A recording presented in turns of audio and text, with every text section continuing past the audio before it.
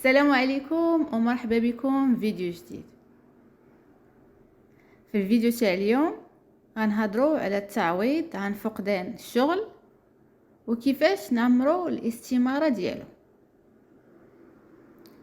باش تستافد من التعويض عن فقدان الشغل خاصك تكون كتوفر فيك واحد الشروط. الشرط الاول، خاص تكون عندك 780 يوم ديال الديكلاراسيون او التصريح بالاجور في 36 شهر الاخيره، يعني 3 سنين الاخيره، زائد 260 يوم في 12 شهر الاخيره.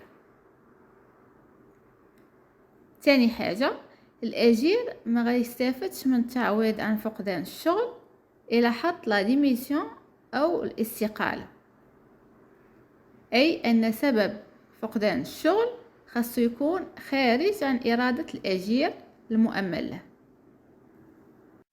ثالثا، باش تدفع طلب تعويض عن فقدان الشغل ما خاصكش تفوت 60 يوم من تاريخ فقدان الشغل، اي شهرين. ورابع حاجه، تسجل في انابيك. ودابا نشوفوا كيفاش نعمروا طلب تعويض عن فقدان الشغل. كما كتشوفوا هذه هي استمارة التعويض عن فقدان الشغل.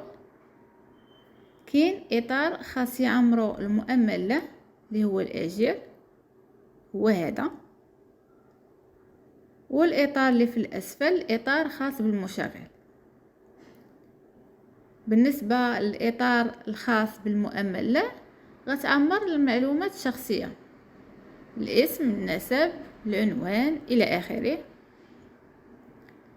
في مكان التصريح بالشرف كتكتب اسم المشغل وتاريخ الانقطاع عن العمل، وضروري تكتب التاريخ اللي وقفتي فيه من الخدمه هو هذاك، حيت الا ما كانش التاريخ ديال الانقطاع بحال التاريخ ديال اخر ديكلاراسيون غيترفض لك الطلب، ومن بعد سني في المكان المخصص. اما بالنسبه للاطار الخاص بالمشغل كيعمر حتى هو اسم الشركه ورقم الانخراط في الصندوق الوطني للضمان الاجتماعي، كيعمر تاريخ انقطاع الاجير عن العمل. هذا التاريخ خاصو يكون بحال اللي كتب الاجير. كيجي المشغل في الاسفل كيلقى سبب الانقطاع، خاصو يدير علامه واش استقاله، مغادره طوعيه ولا التخلي عن المنصب، كاين نعم ولا. هادو الا دار المشغل شي وحده فيهم نعم ما غتستافدش من التعويض عن فقدان الشغل، فخاص كاملين يدير لهم لا ومن بعد يكاشي ويسني.